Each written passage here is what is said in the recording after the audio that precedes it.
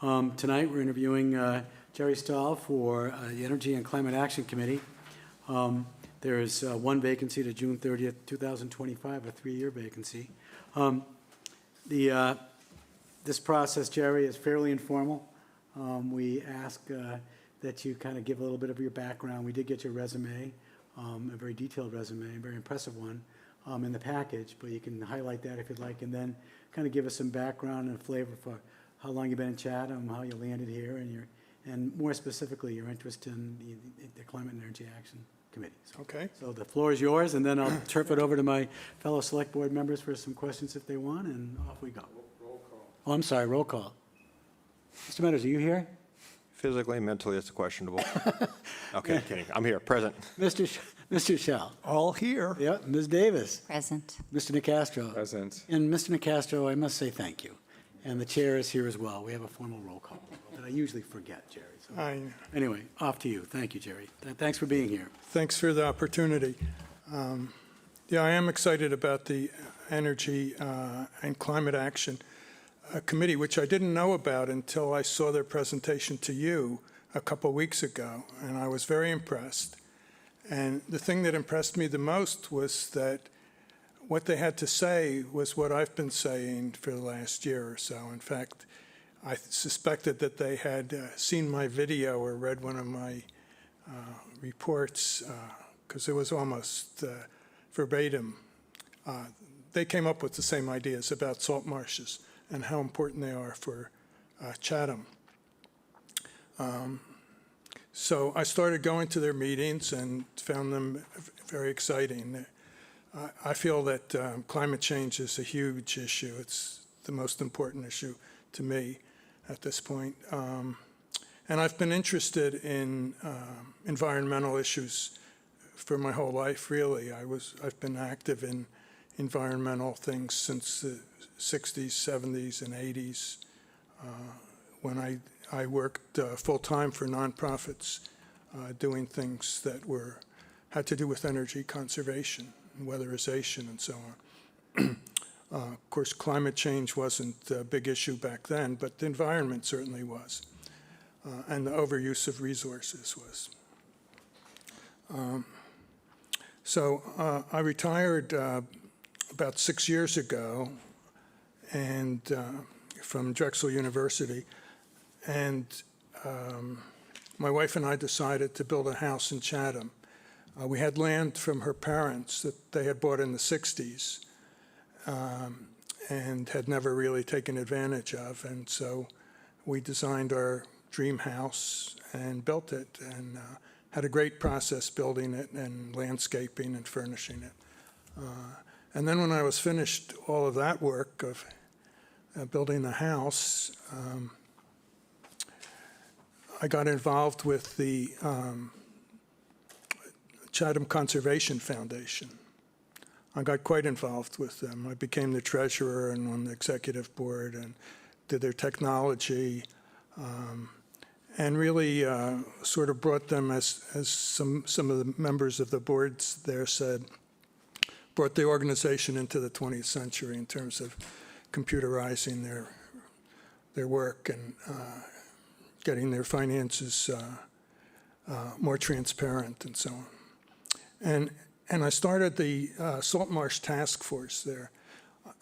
As treasurer, I looked at the assets of the organization and realized that almost half of the land that they own as a land trust is salt marsh or near salt marshes. And then, of course, it occurred to me that actually a good portion of Chatham in general is salt marshes, and that's something that's really unique to Chatham, the amount of salt marshes. I don't imagine there are many places that have as high a percentage of their land in salt marshes and seacoast, since Chatham, of course, juts into the ocean and has water all around it and so on. But I realized that at the foundation, the land trust, no one was very concerned with preserving or taking care of or understanding the salt marshes. They were very, they had a history of 60 years of banking land, which was great, and that's probably the most important thing that anyone could have done with the salt marshes, was make sure that they were safe from development and protected legally. But beyond that, they had no sense, nobody there really understood the ecology of salt marshes and how to preserve them, and in particular, what happens with climate change, which is a very interesting relationship of climate change to salt marshes. In many ways, salt marshes, I think salt marshes are the best approach to a place like Chatham dealing with climate change. For one thing, it prevents, the salt marshes are the best prevention of increased climate change because they capture carbon more than any other, except for some swamps in the south, any other ecology, much more than forests, for instance, which are highly touted as capturing. So they lower the carbon footprint of a place like Chatham as long as they're healthy, which is key to keep them healthy. They provide all kinds of services to the fishing ecology and general nature and beauty of the area. And they also protect from what happens due to climate change, the big storms and the surges from the ocean coming in. They act as a buffer to the land because the big surge of the waves can spread out and drain out as long as the salt marsh again is healthy and its access to the ocean and the tides is healthy. So I started this task force and coordinated with a number of other agencies, federal, state, and local nonprofits, and especially APCC, which I'm sure you're all familiar with. We hired them, and I supervised the contracts with them to study Frostfish Creek and Cockle Cove in particular. And I know the town is involved in the project at Frostfish Creek, and I wrote a proposal to the state DER to make Frostfish Creek a special project of theirs with the Chatham Foundation and the town of Chatham and a number of agencies, federal, state, and local agencies. And that was funded. That was one of the very few projects that was funded by the state last year for the DER special projects. So, yeah, I sort of rambled, but I think that covers maybe the high points. So, you know, I don't have a background in salt marsh ecology, but I'm a good learner, and I've focused a lot of my time in retirement on trying to understand salt marshes. And they're not well understood. The science of salt marshes is not very well developed. People don't really understand what's going to happen to salt marshes with climate change, for instance, and so on. People don't understand what's going to happen with climate change in general very well, so it's hard to predict. But I think we have to do as much as we can to predict what's going to happen and to try to keep our salt marshes healthy as part of that. I think it's the most important thing that Chatham can do. And like I said, I think Chatham has more salt marshes than almost anywhere else. It can be a model, really, of how you preserve salt marshes in an age of climate change. Jerry, thank you. That was excellent. Wonderful. Comments or questions from our select board members? Ms. Davis. I'm very excited to hear you talk about this. This is one of the things that hold dear to me. And Nantucket Sound is, pretty vulnerable to wave action and tidal changes and things like that. And I always look at Forest Beach, Cockle Cove area, Harding's Beach, Bucks Creek, that whole area as a great buffer for what we see happening with coming from the sound side, but also coming from our town side.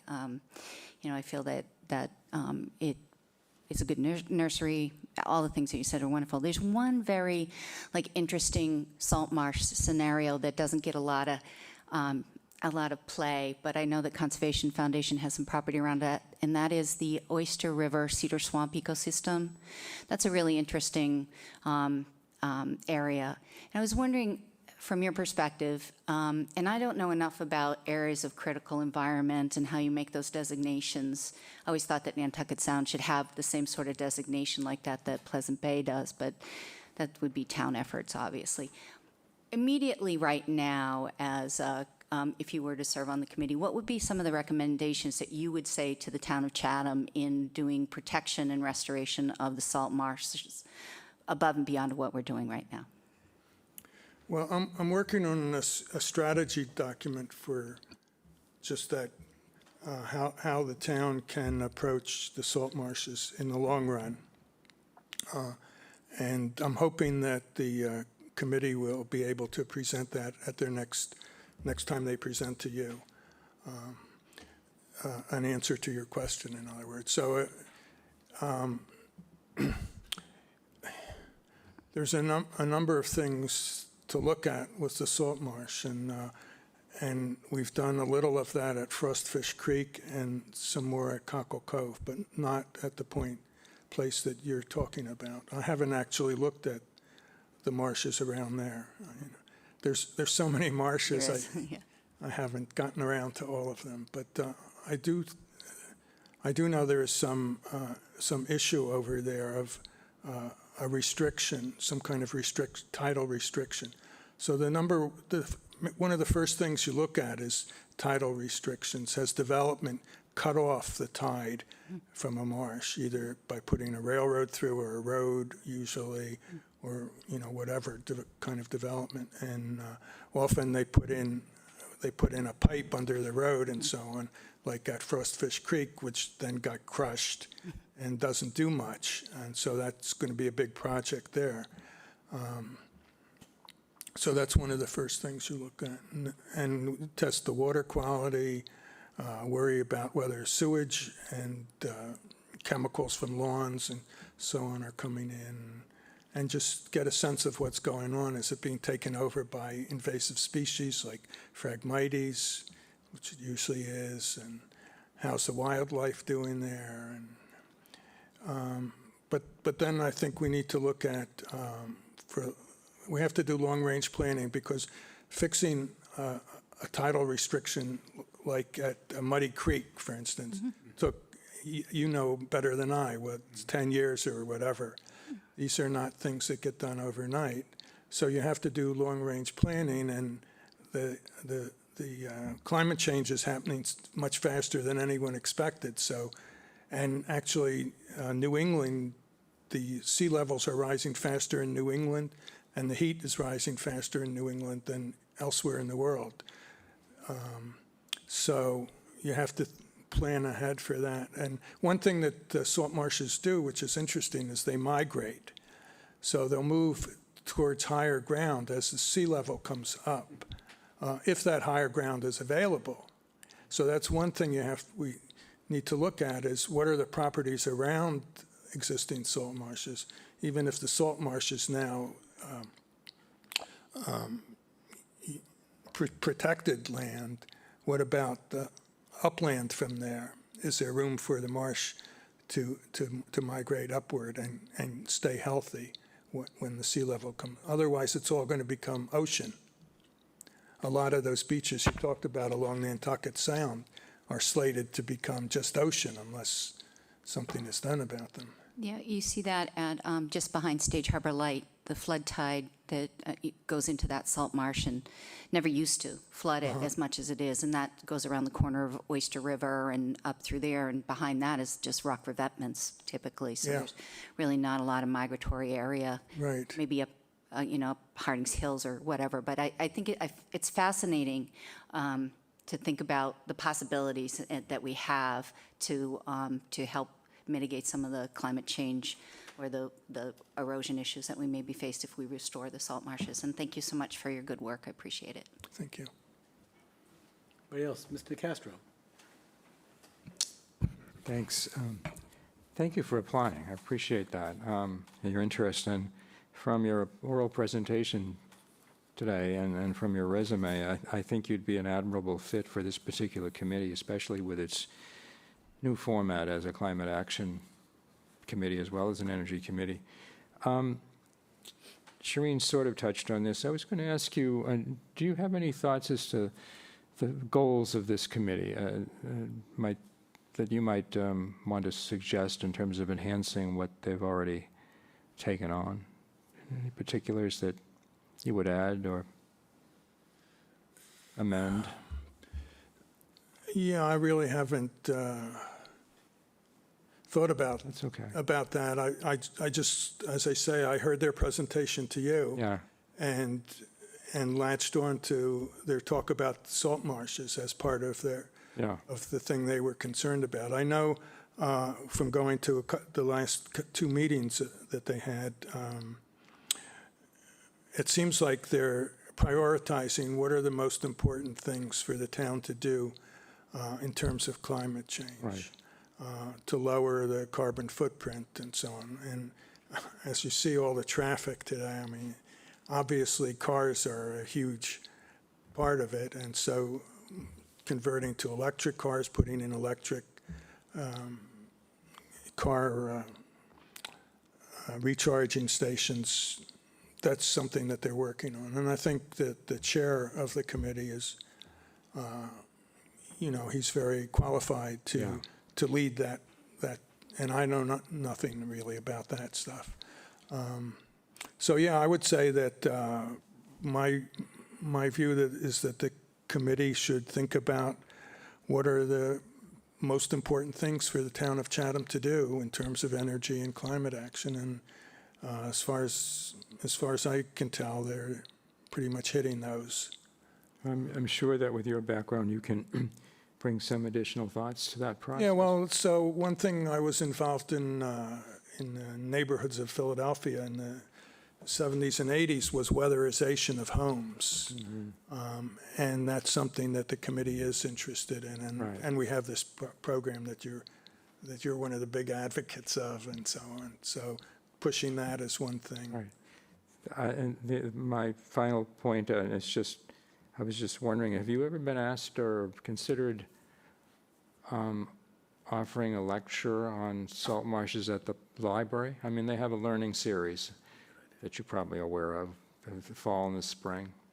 I think just from the 10 minutes or so that you gave us today, I would think that you would get a pretty good attendance and interest. But anyway. I went to one of those last year, a series given by somebody who lives in a neighboring town, who was a world leader in ecological things.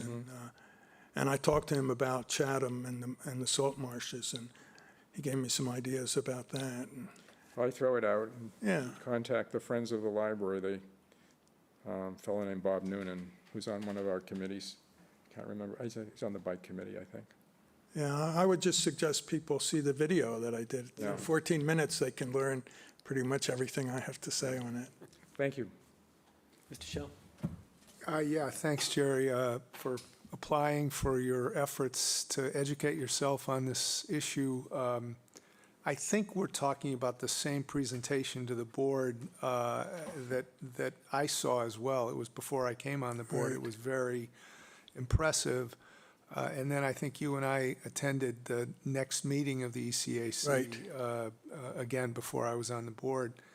I recall saying there and in other contexts and getting the impression from that one of the important, somewhat less technical opportunities for the committee is to, and to which I thought this board could be helpful, was getting the word out. And so, number one, I would encourage you, I mean, a 14-minute video is great, but I think, we have to kind of go out and find the people and beat the drum and educate to get more people aware of opportunities to do the right thing and also just to be aware of what the problem is and how immediate, how urgent it is.